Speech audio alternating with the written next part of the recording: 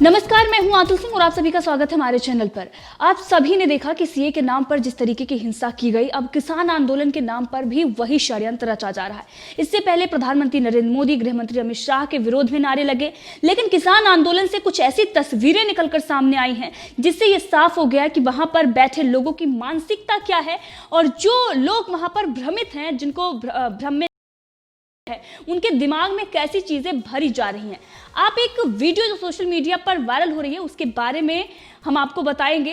राकेश टिकैत जिस तरीके से वहां पर पहुंचते हैं, और इससे पहले भी उनके कई बयान आ चुके हैं, लेकिन इस बार जो बयान उन्होंने दिया है साफ साफ नजर आ रहा है कि उन्होंने वामपंथियों के सामने घुटने टेक दिए हैं और हिंदुओं के विरोध में किस प्रकार की बातें उनके द्वारा की जा रही है। इस वीडियो में साफ राकेश टिकैत मंदिरों पर आक्रमण कर रहे हैं, मंदिरों में जो चढ़ावा चढ़ता है उसको लेकर वो सवाल खड़े कर रहे हैं।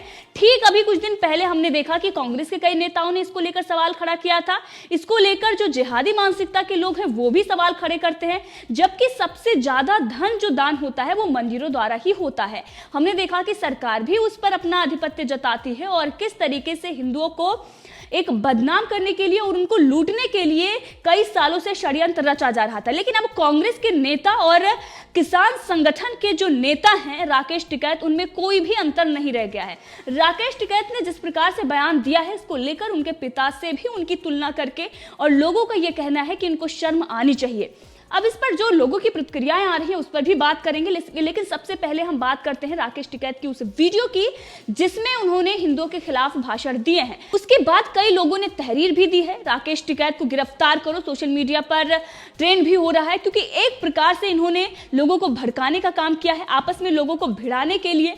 आप अगर किसी को जोड़ नहीं सकते तो आप उन्हें तोड़ने की कोशिश ना करें, लेकिन किसान आंदोलन में बैठकर लोग जिस प्रकार से भाषण देते हैं, ये तोड़ने की जो राजनीति की जा रही है उनके तरफ से की जा रही है और इसमें पॉलिटिकल पार्टियां किस तरीके से इन्वॉल्व हैं यहां पर तस्वीरें साफ हो जाती हैं। राकेश टिकैत एक वीडियो में ये कहते हुए नजर आते हैं कि मंदिरों में जो चढ़ावा चढ़ता है उसमें जो इतना पैसा है उसका इस्तेमाल क्यों नहीं कर रहे हैं, यहाँ पर किसान आंदोलन चल रहा है, यहाँ पर कोई भंडारा क्यों नहीं लगाया गया है। अब उसके बाद भी उनकी वीडियो आती है और जिसमें ये साफ कहते हैं कि कई मंदिर यहाँ पर भंडारा करवा रहे हैं, कई लोग यहाँ पर दान दे रहे हैं, लेकिन वो अपना बैनर पोस्टर लगाए। तो इनको ये बात समझ में आनी चाहिए कि हिंदू कभी भी दान करते हैं तो उसको गुप्त रखते हैं। और वैसे वहाँ पर किसान आंदोलन नहीं चल रहा है, वहाँ पर जो ड्रामा चल रहा है वो पहले ही सामने आ चुका है कि वहाँ पर सिर्फ और सिर्फ सरकार का विरोध किया जा रहा है, भारत की छवि को नुकसान पहुंचाने के लिए, राजनीतिक फायदे के लिए वहां पर ड्रामा चल रहा है और वो कोई अच्छा काम नहीं है। और वहां पर अगर पैसा लगाते हैं तो वो दान नहीं होगा,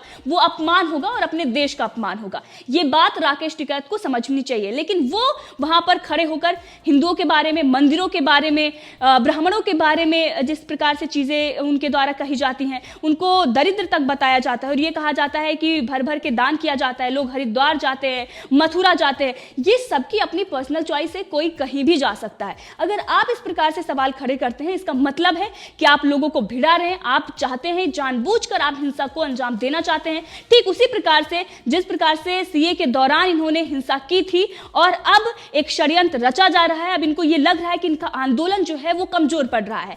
सरकार जो इनकी पहले मांगे थी उस पर वो मान चुकी है, प्रस्ताव भेजा जा रहा है, लेकिन इनके तरफ से प्रस्ताव को ठुकरा दिया जा रहा है। साफ इनके जो बयान हैं वो ये कहते हैं कि अगर तीनों कानून वापस नहीं लिया जाएगा तो हम नहीं हटेंगे। कानून में जो कमियां हैं वो तो बताइए, वो नहीं बताना है, बस कानून वापस कराना है, क्योंकि वो कानून कांग्रेस नहीं चाहती कि लागू हो, किसानों को उनका मूल्य मिले। और इस पर भी हम बात करेंगे कि कांग्रेस की जो सच्चाई है वो कई दिनों से सामने आ रही है, लेकिन कुछ बड़ी सच्चाइयां जो है वो भी सामने आई हैं। उनके नेता पहले ही उस कानूनों का समर्थन कर रहे थे और उसके बाद आज बिल्कुल बदल जाते हैं। कुछ ऐसे पत्रकार भी हैं, पहले उसको लेकर गुणगान गाया जा रहा था कि मंडियों में लोगों को किस तरीके से गुलाम बनाया जा रहा है, कई ऐसी पत्रकारिता भी सामने आई, आप सभी ने देखा। और आज बिल्कुल वो पलट गए हैं, आज सिर्फ सरकार का विरोध करना है, मोदी का विरोध करना है और इसीलिए कुछ भी बोलना है। पहले जो उन्होंने बोला हुआ है उसकी भी गरिमा नहीं है कि हमारे जो शब्द हैं, हमने पहले कुछ शब्द बोले हैं, वो शब्द अगर जनता सुनेगी और आज के शब्द सुनेगी तो फिर क्या कहेगी। वैसे वैसे भी उनका कोई वजूद नहीं है, कोई वर्चस्व नहीं रहा है, लेकिन उसके बाद भी दोहरापन जो है, जो उनका दोगलापन है, वो अपना दिखाने के लिए फिर से आए हैं मोदी विरोध में। अब इसको लेकर राकेश टिकैत जो ब्राह्मणों को लेकर और जो हिंदुओं को लेकर टिप्पणी करते हैं और उस वीडियो में जिस तरीके का जहर उनके दिल में जो भरा हुआ है उसको उगलते हैं, उसके बाद लोग ये कह रहे हैं कि जल्द से जल्द इनको गिरफ्तार करो ताकि दिल्ली हिंसा जैसे कोई बड़ी हिंसा ना हो और लोगों को आपस में भिड़ाने का काम जो कर रहे हैं इस पर सख्त से सख्त एक्शन लिया जाना चाहिए। अब इसको लेकर कई जगहों पर तहरीर दी गई है और सरकार से ये मांग की गई है कि ऐसे लोगों पर अंकुश लगाया जाए। नालंदा कॉलोनी निवासी राजेश शर्मा ने राकेश टिकैत के खिलाफ थाने में तहरीर दी है। उन्होंने राकेश पर सोशल मीडिया पर विवादित वीडियो वायरल करने का आरोप लगाया है। इसके साथ ही किसान कानून आंदोलन की आड़ में देश व प्रदेश में दंगे व उन्माद कराना चाहते हैं, ये उनके द्वारा कहा गया है। और जो वीडियो में उनके शब्द हैं उसको देखकर भी, उसको सुनकर भी साफ पता चल रहा है कि ये एक बड़ी हिंसा को प्लान कर रहे हैं और इसीलिए इस प्रकार के भाषण वहां पर दिए जा रहे हैं। लोगों को वहां पर प्रधानमंत्री नरेंद्र मोदी, गृह मंत्री अमित शाह के बारे में भड़काया जा रहा है, बकायदा वहां पर पर्चे बंटवाए जा रहे हैं, प्रधानमंत्री नरेंद्र मोदी के बारे में गलत गलत चीजें फैलाई जा रही हैं। अगर वहां पर पत्रकार जाकर सवाल पूछता है तो आप ये कहते हैं कि उनके पास इन सब की नॉलेज नहीं है, तो फिर वो किस मकसद से बैठे हुए हैं विरोध प्रदर्शन करने? ये तो आप जवाब देंगे, आप प्रवक्ता बनकर आ जाते हैं, लेकिन उनको देश के बारे में, मोदी के बारे में, अमित शाह के बारे में इस प्रकार की चीजें जो पर्चों के द्वारा समझाई जा रही है, जो बताई जा रही है, क्या वो सही है, क्या वो हकीकत है? इस पर भी आपको नजर डालनी चाहिए कि आप जो कर रहे हैं उसका भांडाफोड़ हो रहा है और दुनिया देख रही है और आपका जो ये आंदोलन है वो क्या रूप ले चुका है ये भी पूरी दुनिया देख चुकी है। खालिस्तानी, वामपंथी, कोई ऐसे देश विरोधी गतिविधियां नहीं बची हैं जो वहां पर हुई ना हो। भिंड रवाले की तस्वीरें लगाकर आजादी के भी नारे लग गए हैं, सीए के दौरान भी यही हुआ था।